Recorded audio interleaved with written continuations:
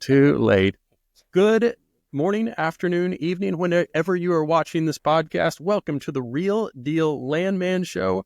Drew Hopkins, Jerris Johnson, our very special guest from the way up north, Janice Redmond, all the way from Calgary. Is that right? Yes. We're going to be talking about, I don't know, like moose, Justin Trudeau, ketchup chips, and what else is very... a little hockey, maybe? I don't travel much, so I am ecstatic to have like a foreigner on our show. Is I don't this like our first like what time is international- it there right now? Or what day is it? What? I think it's Monday. Last I checked. Okay, so we're Jared, on the I think- same day. I Same wasn't day. sure. Exciting. Jared, I think That we're is on the exciting. same time zone too, though. Like you're on Mountain Standard, aren't you on? I am. Yeah. So yeah, you're not in the future or the past. You're in the present. So we're good. I'm 1 hour in the less future exciting. ahead of both of you, so I can let you know exactly how everything's going. So fantastic. Well, and the connection here too is I was just in Calgary last week, Mhm. and so got to experience the great weather that you guys are always known for. And I learned, Jerris, do you know what a Chinook is? A Chinook? Uh-huh. No, but I- I know what a toboggan is, and apparently it's not a sled. You also know what a toque is now too. Mhm. Is I a do- toque the same as a toboggan? No, we had this conversation. I know, Toque? but I forget easily. You did bring up toboggan though. But Okay, yes, so what's a toque? a toque? A hat. A toque is Like a like beanie. a stocking cap? Yeah, like a beanie. I thought that's what a toboggan was. No, a toboggan's like a sled. I thought you said that the toboggan was also a hat. No, Really? you were like. Oh. Let me tell you, for the hundreds of thousands of people that are tuned into this show, it is starting off with a bang whenever we're going toboggan talk. That is big time. The toque is the hat? The toque is the hat. Yeah. So Toboggan is not a hat. No. It's No. only a sled. I would have I think assumed so. that you would have had your toque on that I gave you. I I figured you'd be. know. I have it right. I do have it here. But you've got enough branding on your own with the screen, That's so true. yeah, it's This not is true. necessary.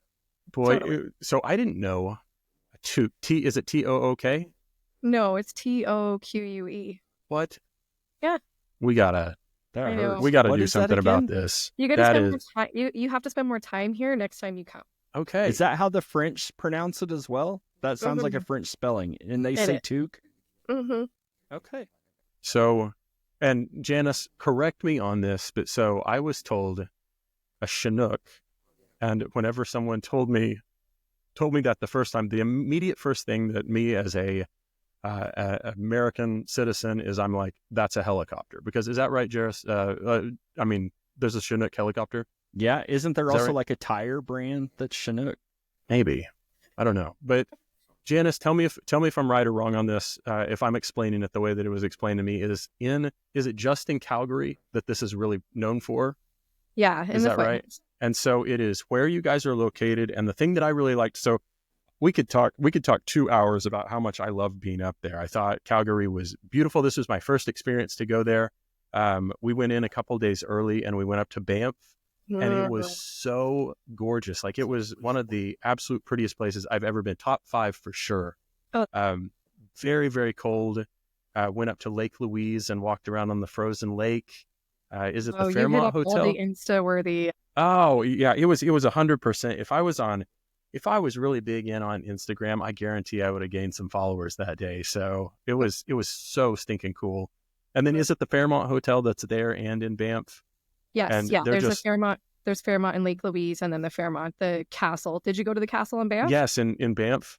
It's amazing. It's absolutely amazing. The views that they have there are unbelievable, and it was just a really, really cool experience. So for the first time of being able to go up there, it was absolutely wonderful. And then we had business in Calgary last Monday, and they said, well, it's pretty cool that you're in. There is that every once in a while we have what's called a Chinook, and the temperature can change so quickly and it's very much like Denver, of you can see the mountains off in the distance, but where Calgary and where Denver are is kind of in the plains. And the way, I guess, the air comes across like the mountains, it can have the cold air can get on top of the warm air and hold it down over the city. And it almost makes like a UFO ring around the city to where you can see, where you can see like the sunlight just on the horizon. And then it's like a cloud dome almost over you holding that in. But did I do a decent job of explaining that? You Or did can a you? great job. You just didn't talk about the things that come with it, right? Okay, what comes with it? What The comes with barometric it, pressure Chinook? changes. Ooh, So okay. people like me, susceptible to migraines. So it's a few days of, Really? let's just say pain. Pain is No probably kidding. their PG term for it. And how often does it happen? We've had a like warm winter, which is not common here. You're lucky that you got here when you did, because we have this thing where the city of Calgary refuses to plow the roads, because they wait for a Chinook. So Interesting. yeah, so it was probably a little icy when you got here, because it's been back and forth between cold, warm, cold, warm. So yeah, I mean, averaging maybe like once every 6 to 8 weeks. It could be more. We've had quite a few this season though. So That is something else. And have you lived in Calgary your whole life? no, actually, from the East Coast originally. So Really? I grew up on the border. So I have lots of family in the States, right? So my parents, I grew up about 10 minutes from the border of Maine and New Brunswick. So Nice. Oh, wow. yeah, so I was Was- border brat. And was it college or a job that brought you back to Calgary or to Calgary?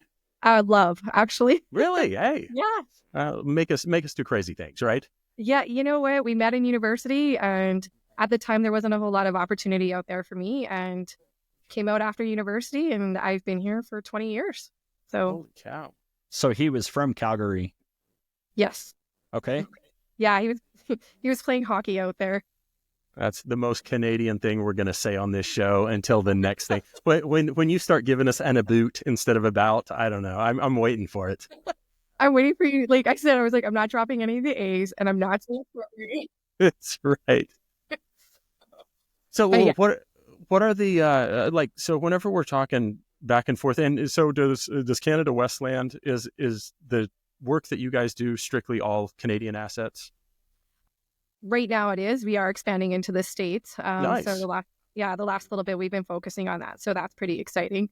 So what are you thinking with international relations? Whenever we're talking about boots and all of the different things. So whenever you're talking to Americans, like the two very fine gentlemen that you've got here, what are some of the things that you would think that, or is the stereotypical Oklahoman or Coloradan thing to say?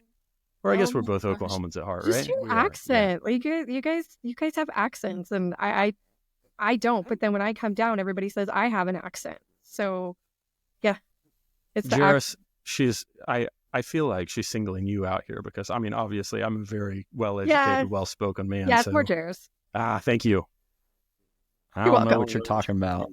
It's like the Southern drawl, right? Like, Oh, like man. we come down to Texas, and I'm like surrounded, but everybody tells me I'm the oddball.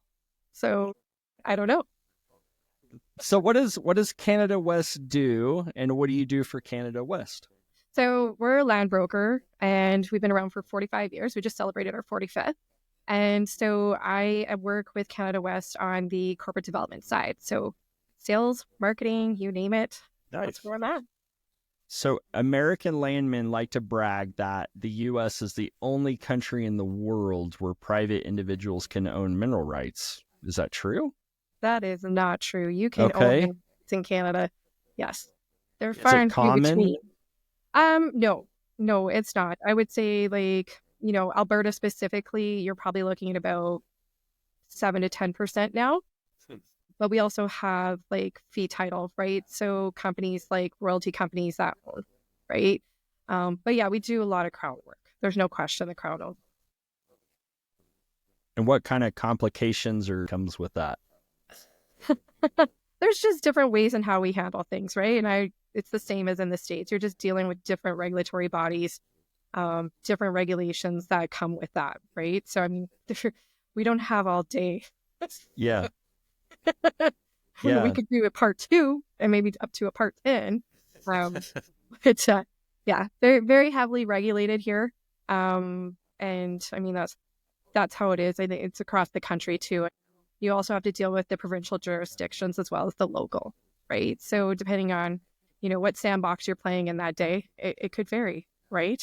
So, and then you cross a provincial boundary and, you're having to deal with the federal side of things where you have to deal with the CER.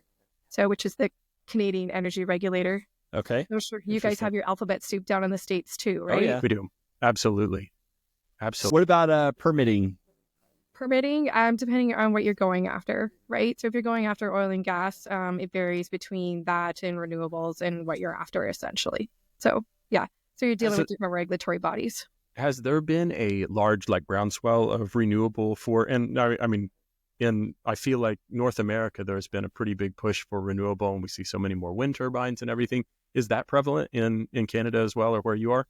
Yeah, absolutely. So back in 2016 in Alberta specifically, there was a new government that came in, and there's always been renewables here, but it didn't get to what it is now without their encouragement of investing in the development of that. So now we're seeing Alberta is just going through a moratorium specifically. So if you can't develop on certain class lands. I don't have a lot of experience on the east side of things, but I do know that there's a pickup on focusing in Nova Scotia specifically. The Maritimes are seeing an uptick. Ontario is now seeing an uptick again as well. But it varies, right? You have to have a willing landowner. There's still a lot of private agreements that come into play with this. So without a willing landowner, it's not like you can expropriate the land. So a little different. And so that would be all surface rights, correct? Yes.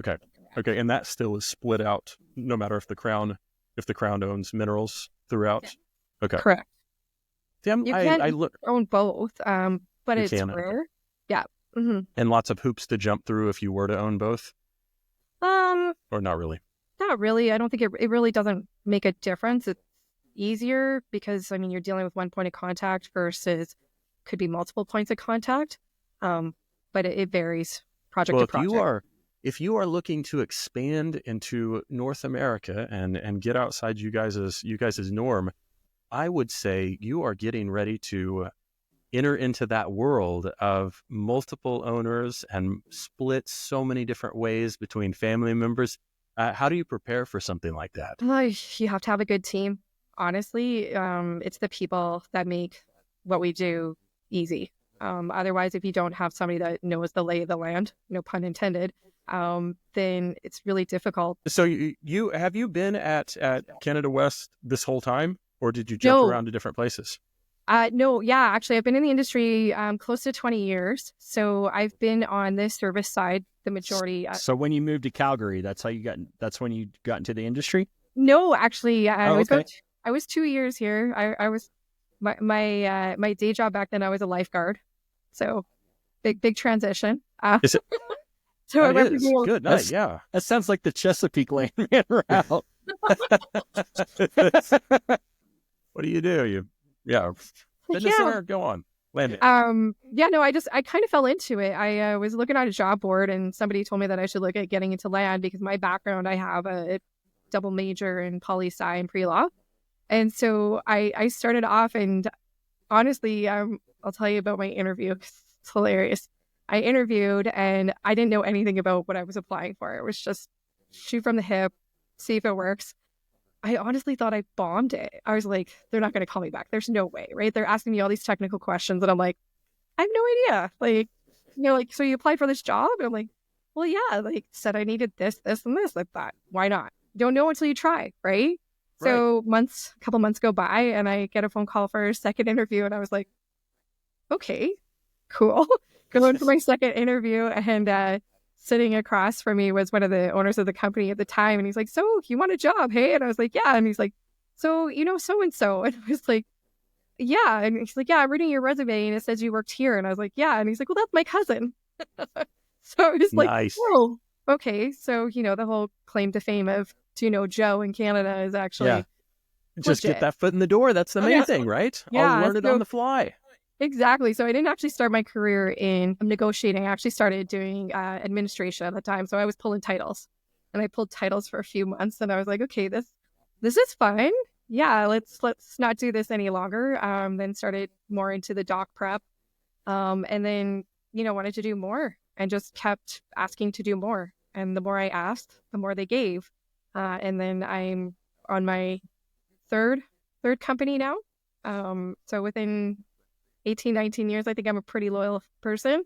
But yeah, it's been great. It's been a ride. I've touched basically every aspect there is of land, and still continuing. So yeah, Were love those it. Fantastic. Were those first two jobs, were they also with land brokers, or have you worked with operators, or however No, that? I've always been on the service side. I have been seconded into clients to work on the operator side, for small projects and whatnot. So, but the majority of my career has always been on the broker side. So one of the things that we see, and it's not always, but it is something that happens like on the American side, on the landman path, you get a lot of people who start off on the service side or the broker side, vendor side, and they start that route, but their goal is to end up in-house working for an operator. Like I said, that's not across the board, but there are a lot of people, and so they'll take that field route to get a foot in the door into the land profession with the hopes that they get into an operator. Does that happen a lot on the Canadian side as well? Okay. Yeah, absolutely. The brokers are known to be like a training ground, Okay. because you get to touch so many different projects when you're at a broker, right? And so the experience that you gain from being at a broker, like you can't compete with that, right? So it does happen. So we definitely have some turnover when it comes to that. But yeah, like you want that though. You want people to progress their careers, and there's lifers like me that'll probably always be on the service side. And there's nothing wrong with that either. Absolutely. It's what works for you. And why do you prefer the service side? I like the challenge, honestly. I think just being able to work in different fields, different industries, like not just primarily oil and gas. We service renewables, power. Like there's just so much more, right? And for me, like I'm client facing now. So, I mean, I have a few projects that I continue to work on, but for the most part, like I'm starting to transition more into not doing project work, which is nice too. It's nice. It's nice to go back to my roots. Makes me sound old, but We yeah, I I had can that still pull a discussion title. the other day. Yeah. I can still pull a title, but don't tell the leadership team here that I can pull titles. Yeah. So they might find another use. So, but yeah. We talked about just where you're saying at that stage of all of our careers, Jerris and I have talked about on the last few episodes of how we start seeing like, and you're coming to NAPE next week, right? I believe, right? I am, yeah. It's so fun to be able to see kind of a young generation of a lot of people that are graduating from college and coming into the field. Do you still see a lot of people like in Calgary and just all throughout Canada? Is there a still large swell of people going through like energy degrees to try to find those jobs, or has that kind of slowed down? It's slowed down. So we didn't have a lot of success with the programs getting bums in seats, essentially. And so the programs ceased to exist. So those programs were placed on hold. And so now we're seeing an uptick in people wanting to do more. But a lot of the times what you're seeing is people coming in with like an undergraduate degree, and then going to like a broker like us and getting their training from there. So a lot of brokers like us have had to do our own internal training systems just because the educational opportunities aren't there to support them. So makes sense. And so what do you think about the kids these days being so mouthy? Like Jerris' son last week called me Gramps online. Yeah, I don't know if it's just because of bad parenting or whatever it is, but I mean, I'm a proud 43-year-old man. In fairness, you did diss him for playing the bass drum. Well, I would expect somebody that plays the bass drum to have a little more class than that, to speak to his elders like this. Yeah, I mean, I have 2 young ones at home, and every day is something. I'll just leave it. So I guess and granted, this is yours and my first meeting. I'm guessing your children, how old? 13 and almost 9. Boys? Both Girl boys? and boys. Girl and boy. So the boy is in his 4th year of playing hockey. Yeah, actually. Okay, and the girl is, I don't know what girls do in Canada. And her rides a moose, or what's the deal? Playing hockey? Well, girls play hockey too, man. Yeah, my daughter actually plays hockey too. She plays hockey too? Fantastic. What kind of a sexist are you? Not a good one. Not a good one at all. I was just gonna say, so what does it take to be a good hockey mom? Yeah. You know what? You really have to know where all the rinks are. You have to pack really good snacks. And just show up. Yeah, and I mean, it's got to be a big deal because anytime most of the times I've been around you, like at a AAPL board meeting or something, we'll be at a dinner and Janice is in the corner and she's like trying to stream a hockey game on her phone. And this isn't like public television hockey. This is a private link stream that the league puts out that she's then watching on the phone to see how her teams are doing, right? That's fantastic. Granted, we have to give Drew the background on that. So it was my daughter who was playing for a place to play in the Alberta Winter Games. This was last year. That's awesome. And so it was like do or die. And so I think it was game 3. And of course, so Adam was with me and we were out for dinner after one of our board meetings and we're sitting there having dinner and we had the game on my phone, which is typical, honestly, because when you do have multiple children in sports, you have to divide and conquer. So we have subscriptions to all of, like, Live Barn is one, Flow Hockey is another, just to name a few. Not that I'm giving them any spotlights. Sponsorship opportunities here. Send the check later. Yeah, that's right. But you want to be involved, and there's only so many hours in a day. So you do what you can, right? And not every barn is equipped with it. So a lot of the team apps that we use, parents can have like a clock running within the app, and it tells you, like, if another parent has to manage it, so they have to go in, run the clock, update the score. It's all up to the parent on how much they want to invest their time while they're watching the game too. And then the other issue is internet connectivity when you're in some of these places. Absolutely. So yeah, did you say barn? I said barn, yeah. Okay, what's a barn? It's the rink. It's an arena where you play hockey. Didn't know that. Did you know that, Drew? I was surmising that, yes. We'll call Need to keep it running. Okay, so I've learned Chinook. I totally had toboggan wrong. I've learned took or took? Took. And I've learned barn.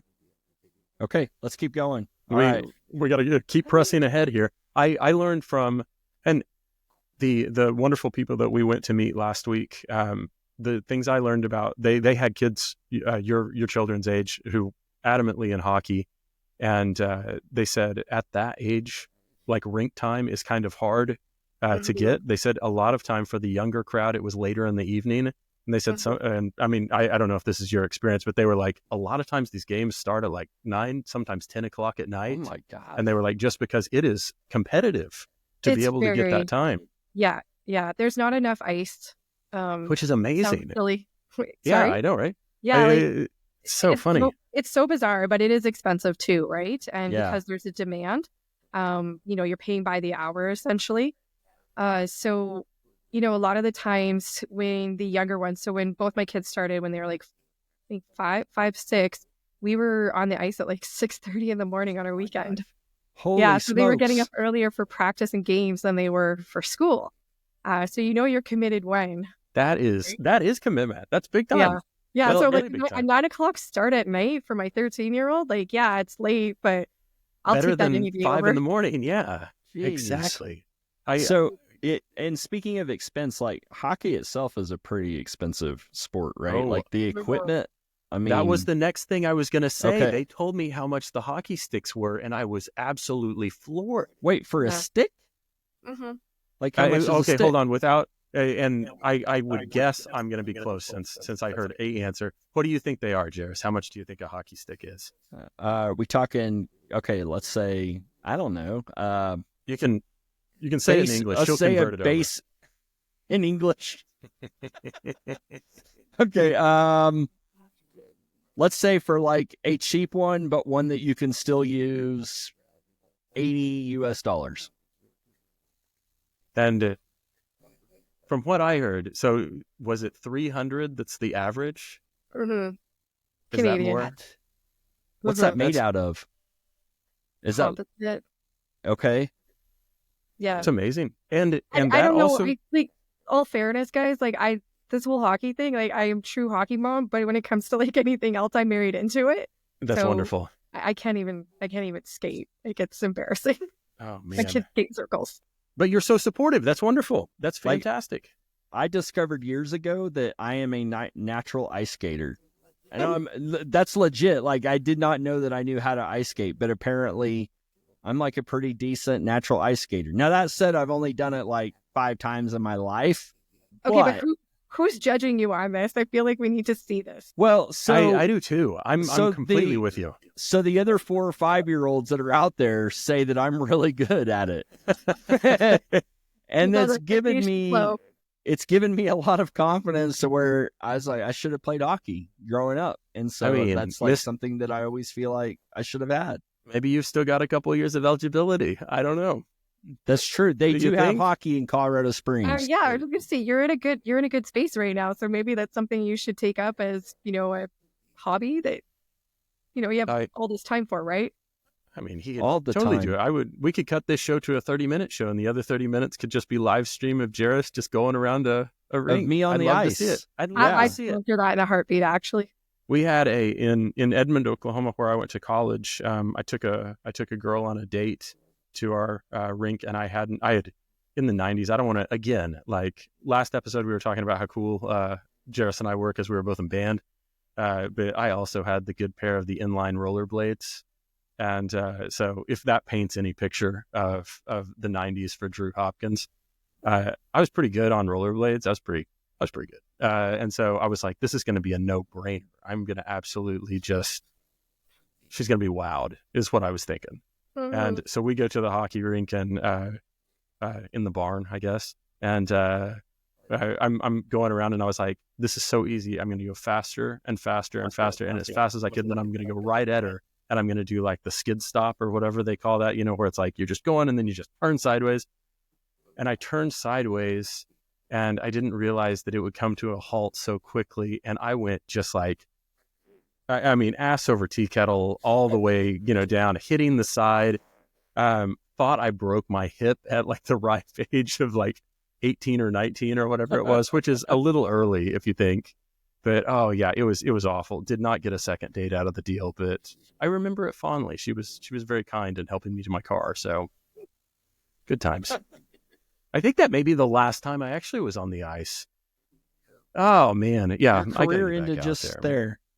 I never went professional. It's really sad. Could have wished her. I know. No. Janice is not just a landman, and she's not just a Canadian landman, but she's an extremely famous Canadian landman. Ooh. Oh. Yeah, because you've had all kinds of we'll call it public service, right? Sure, yeah. Like your leadership career, you were president of whatever the Canadian. Did it change names? Is that why I get confused? It did, yeah. So you're gonna get confused. Oh, okay. That's why I get confused. Okay, so what did it used to be called, and what is it called now? So the acronym was CAPL, so Canadian Association of Petroleum Landmen. That's the one I knew, but it's not that anymore? No, it's CALA. So Canadian Association of Land and Energy Professionals. Gotcha. So my claim to fame is that I was responsible for the name change. Nice. And so I was the last president of CAPL and the first president of CALA. Very cool. And so what the name change, did it change because it was including more people under the landman title? Yeah, absolutely. Right? Petroleum, we're talking like 1948 when the association was started by like 8 people. And our rules evolved, right? So no longer are we just dealing with petroleum as a substance, we're dealing with everything. So it was a movement forward by our association and the membership to understand that there are other things that we're working on and not just to, pigeonhole ourselves into just petroleum. So, yeah. So we did awesome. That. It was a lot of work. We're still working on it. Our branding is still coming out. When you're working with a volunteer organization, you're working with the capacity that people have. And, after full-time jobs and raising families, sometimes you don't have a whole lot of gas in the tank. So Was it's there Absolutely. That's great. was there resistance to that change amongst the membership? Absolutely. Yeah, absolutely. I did get some feedback. There was some choice words that were not very Canadian. They were more French. Yeah, let's go with that. Yeah, there was definitely some people that had a hard time with change. I mean, as humans, we don't like change. Let's be fair, right? So it was hard, and I can understand that. There's a legacy that's been built with this association, right? So it was tough, but also understanding that for the future and for the generations to come, we need to evolve. And I'm of the opinion that I would rather have control over that versus somebody telling us that we need to do it. So yeah, so we struck a name change committee. And the name change committee brought back some suggestions to the board. The board brought it out to the association. The association had to vote on it. And so they voted on it and they voted in favor. It was a very rough week. So we have online voting. And so by the end of the week, when the results came in, it was in favor of the name change. So, was it close? Yeah, it definitely was, but not enough that it was enough to pass. So Yeah. That's great. Yeah. No, I mean, It's accomplishing a lot. Good job. That's wonderful. So with AAPL, I mean, their name changed decades ago, but changing the definition of land work to include all energy sources. I mean, it was somewhat of a contentious argument, and we were just talking about like the definition of what are we going to call land work. And it went through numerous iterations and debates and conversations over it. And I mean, there's a lot of traditional mindsets. Jerris, you were pretty influential in that decision, right? Like, I mean, that was part of while you were really involved. Is that right? I mean, so at the time I didn't have voting rights, but I have a hard time keeping my mouth shut. And so I did voice some opinions here and there as to what I thought stuff ought to be. But, I mean, I said, I didn't vote on anything. So, no, it's not like anybody could say that I was responsible or not responsible for it. That's right. And I think that's what people need to recognize is that even without a vote, you still have influence, right? So times are a-changing. So what else do you see that is changing within the profession? Either that people like or don't like, or like what are stuff that you get really excited about that you feel like everybody else is behind on or hasn't quite caught up to yet?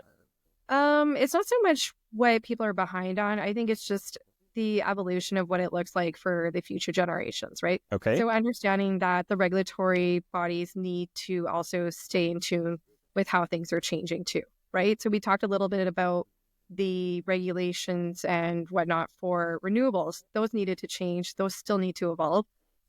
We do struggle to get projects built here in Canada. Takes a little bit longer to build a pipeline here than it does down in the south. So you want to definitely be ahead of that. But it depends on, who's in office at the time, right? And whether you have that support. And I think, the biggest thing that people need to understand is that Canadian energy is here to stay, right? And it's benefiting not just us, it also benefits our neighbors to the south, right? And that's the thing is it's the most regulated industry out there when it comes to oil and gas. Canada's where it's at. I mean, I'm going to say that loud and proud because I'm here. And you might see some of my I love Canadian energy shirts next week. Nice. But yeah, it's, we go through so many hoops to get to where we are in this day and age. And I think that people need to understand that we have so many advances in technology supporting us, the clean energy movement, the carbon capture, just to name one of them.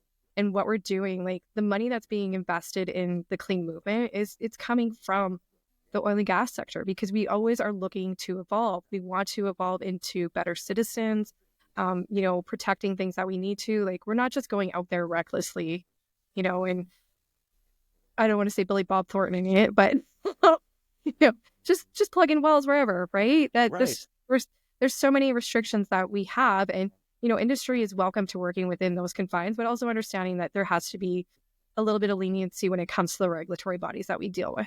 So I think there's been a real change, and that I've seen in the States Petroleum Alliance and some of these other groups have really done a good job of, just like what you said, of trying to get the public to understand how much goes into the safety and how much just into the well-being of building a responsible, industry. And that really is wonderful to hear that Canada shares that same thing. I mean, obviously they would, but both Canada and the United States working so hard to make sure that the industry is following all the regulations and building, strengthening that together for sure. Yeah. Like your most valuable asset at the end of the day are your people. That's and right. you want your people to come home. Right. And so when they're out in the field, I mean, if we all sat and watched Landman for the millionth time again and understood the safety regulations that they're violating. Only a couple hundred. So, but you don't also deal with the snow either. So maybe you do up where Jerris is. If there was going to be a Canadian version of the Landman TV series, how would it be different than the one that just aired? Well, you would have Ryan Reynolds. All right, I'll watch it. Absolutely, we'll love to have him. But yeah, okay, Reynolds. All right. It was funny because I was looking it up and I was like, I don't know, like, what you would like differ, like outside of the Hollywood-esque of it. I was like, the cartel, like who would that be? Yeah, like, who would the cartel be?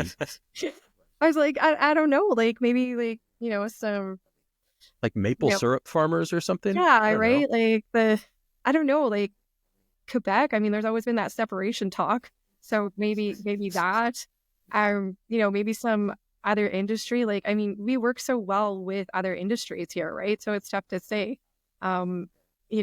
We work hand in hand with the ag industries a lot, right? So I wouldn't say that it would be them, but I struggle with that one. So, like, I wish I could give you some sort of synopsis on how that looks like, but I really can't. It would be what about the scenery? The scenery would be different. Gosh, yeah. I mean, specifically with talking about like energy development in Canada, I mean, you go from like the oil sands in Alberta to the fields in BC, all the way out to the offshore development in Newfoundland. Like, there are just so many vast arrays that like you could, I mean, it's so different, right? So that's awesome. I mean, you could be going out on a helicopter to one of the offshore platforms in Newfoundland, and then the next day you could be driving down an access road in the middle of the prairies. Like, it's just, it's so different. So, have you ever had the pleasure of going to Midland, Texas? No. Oh boy, thanks. You got to get there. Especially, I'll suggest in July or August. Yeah, so they don't have Chinooks. Experience. They don't have Chinooks, but they do have haboobs. Chinook. They have haboobs, so you would have to look for a haboob. What's a haboob? Oh, you'll just have to go and find out. Oh goodness! I don't like this game. I don't like this game at all. I was gonna say they'd have a Chinook, but it was just hot air holding more hot air on. It's like, oh yeah, we got it, but it's just holding it on even harder. So. Okay, yeah, heat. God bless it. That's right. So, Calgary is the oil and gas hub. Yeah, absolutely. And so, what city in the U.S. would that parallel to?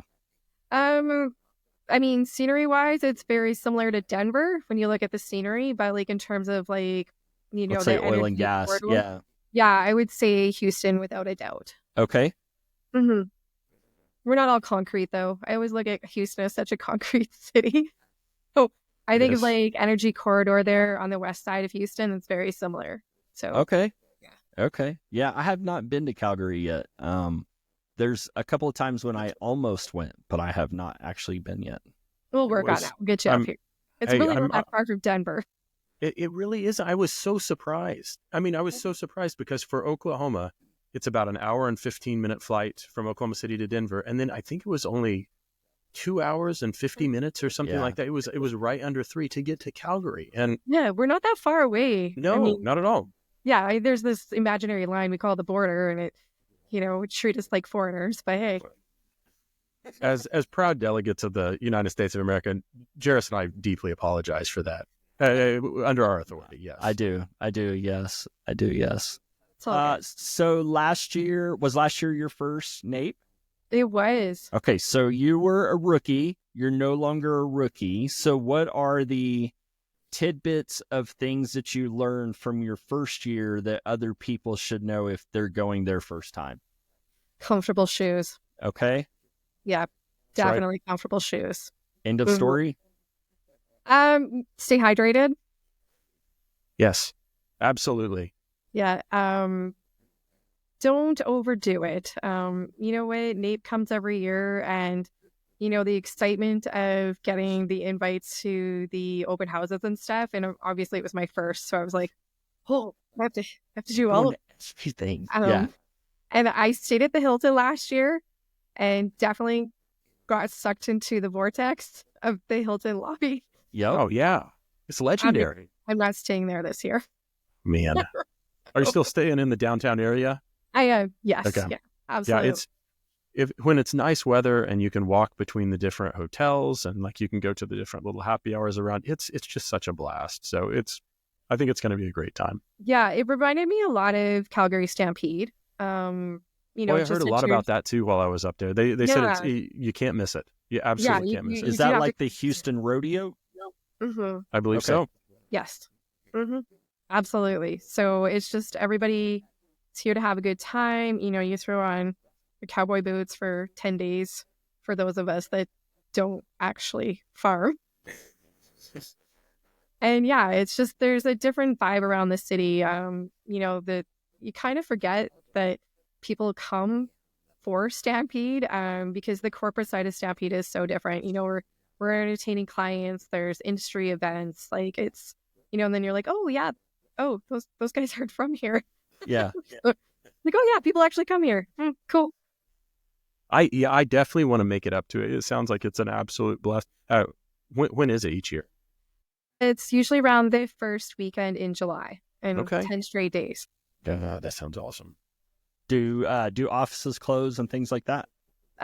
So parade day is the first Friday of Stampede, and most people take the morning off. Okay. And the parade route is downtown, so it's kind of difficult to get to your office if you wanted to. But a lot of people do like a breakfast. Like, you can start at a breakfast in the morning and go to a luncheon and then end at a barbecue. Like it's a marathon. It's definitely a marathon. Marathon, not a sprint. Absolutely. Sounds like that's NAPE's. Yeah, that is exactly what people are used to. Yeah. So, but we have 10 days, whereas NAPE is essentially 2. Yeah. Jerris, we got to figure out how we can get sponsored to go up there. What do you think? The Real Deal Landman Show? I mean, how do we take this on the road? I'll talk to my people. I think the Canadian Association of Land and Energy Professionals need to have a live show at like an annual meeting or something like that. No, these are now we're cooking with gas, kids. When you come to the U.S., what do you take back home with you? Oh gosh, I knew you were going to ask this question. Chex Mix, it's one of them. Have you ever heard of Chex Mix? Yeah. You don't have that there? Well, it's funny because like sometimes we do and sometimes we don't. I think it's more of a seasonal thing. But I go to Costco and get like the big bags, the huge bags. Nice. Bunch of Crunch. It's like a Crunch bar. That's from here. Never heard of it. Yeah, I have never heard of that one. Yeah, I can't get it in Canada. Okay. What else do I bring back? Well, I mean, let's talk about my Trader Joe's. Okay, so yeah, you have a Trader Joe's obsession. I do, yes. So you have, where Trader Joe's locations are in every city that you might be visiting in the U.S. I've already mapped out next week. Do you rent a car? How do you do that? Like, do you rent a car and do you bring an extra suitcase? How do you take all this stuff home? I always bring an extra suitcase, but I always bring a suitcase full of Canadian snacks. Okay. And then I drop those. Nice of you. Yeah. Incredibly nice of you. Wait, so you just give those out to people? Yeah. Well, if you're on my friends list. Oh, interesting. We got to make so let me tell you, Janice. Guess we'll see next week. When we were up there last week, the company that we went and talked to gave us some of the absolute, and Jerris, this is fantastic because I just grabbed these from my desk. They gave us some of the coolest stuff. So we've got Smarties, but they're different. They're different than the Smarties you would be used to here. Oh my gosh, I love it. I love Smarties. And I've tried them and they're really, really good. We've got a coffee crisp bar, which is, and it's a Nestle product. Does it Don't taste worry, like I'm coffee? bringing you some next week. It's okay. And then the creme de la creme is the maple syrup, which I got in trouble for whenever it was in my carry-on. Because it was a liquid? Because it was a liquid and it was right over the 3 ounces, and they were not too thrilled. And I was like, you can just, it's okay, you can toss it. And the lady was like, oh no, we don't toss maple syrup. Go ahead and take it. So that was the very, very Canadian thing, and I was totally on board with it. I couldn't stop smiling. But I love. Did she apologize to you? Yeah, oh, sorry. The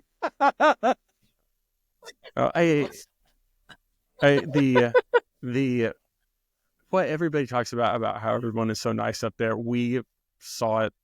I mean, in spades. It was fantastic. Everyone was so open and welcoming and wanting to share the culture and everything with us. And I know it's just like the neighbor up north and we're the neighbor down south, but it is really cool whenever we get to experience things that aren't necessarily something that we have every day. And so you bringing cool food down and being able to go to Trader Joe's and get everything under the sun and take back. This is the trade that our two countries need to continue to establish. I just absolutely adore it. I think it's great. And we have international relations being enhanced here on the Real Deal Landman Show. So, and last thing on the food, can you give us a rundown of why you guys like ketchup chips so much? What's a ketchup chip? I don't know. Like, I'm not a fan of them, to be honest, so I really can't speak to it. But yeah, the chips that taste like ketchup. Ooh. Every day we drift further from God's much. light. Yeah, like I'm gonna bring a bag down for you just so you can try. But the ones that I like are all dressed. So. And that's just like a little bit of every flavor, or like what's the okay? Exactly how it sounds, all dressed. I like that. I can get on board with that. Do you have any parting words for us? Any wisdom that you want to share with listeners, watchers? You make me feel old now when you say wisdom. Like that's. Are there any really smart, cool, hip stuff that you want to share with our peers? That's what we were looking for. Then you use the word hip. I'm like, oh my gosh. I think at the end of the day, obviously being, the token Canadian on here, the two Americans next to me, I think that people just need to recognize that we're all one and the same at the end of the day, right? Like, be a good person. Doesn't matter where you live. Just be a good person, right? Like, Here. That's all what we're here for. You only get one chance at it. And very nice. Exactly right. Good closing note for sure. Yes. Well, Janice, I hope you can swing by our booth. I know we'll probably catch up while we're down in Houston next week. We're definitely looking forward to meeting you in person. Absolute pleasure having you on today. Jerris, you've got a booth for like Roland AI. Roland AI. Yep. Do you know the booth number off the top of your head? You said 2324. 2324. Make sure you check out Roland AI. This is kind of the big welcome to the industry for Roland. Is that right? It is. That's huge. Is it near the popcorn stations? No, we are near the beer garden. Perfect. Yeah, I mean, but it's spelled BIERGARTEN. So I don't know if you still say beer garden or if you say something else. But yeah, that's really going international. That's the I guess very it depends on what Austria. time of the day. Yeah, that's where we're going to be. And so, I mean, Roland will be like, if you want to know about American energy land rights and how that stuff works, like that's like for people at Canada West or Canadian Landman that are looking to work in the U.S., this is your AI tool to be able to figure that out and to learn it. And it's got a bunch of really cool features to it that we're excited to roll out. I think that's super exciting. You should be so incredibly proud that you guys are putting that out. This is a big deal for you guys. It is. It's fun. And then in conjunction to that, no offense to Drew here, but I think I'm going to launch a solo show here soon that'll be like land and AI type stuff. Yeah. You can be a guest. We'll share some of your drumline pictures or something like that on there. Yeah, no, I appreciate that. As long as you can work me in. No, but we're all gonna have a lot of fun. We got a lot of cool stuff coming up next week. we've got a ton going on. Jerris is going to be doing that AI podcast. Make sure that if you're listening to this, make sure that you connect with him there. Do we know when that's going to launch yet? Going to be recording. Actually, we're going to be recording at NAPE. That'll be our first one. So I've got one for that one and one for this one that we're going to be doing. Awesome. And that's going to be at booth 1617. 1617, yes. 1617. Stop by, say hello. We would absolutely love to see you. So for Drew Hopkins, Jerris Johnson, Janice Redmond, thank you so much for listening to another edition of the Real Deal Landman Show, and we will see you at NAPE. See ya.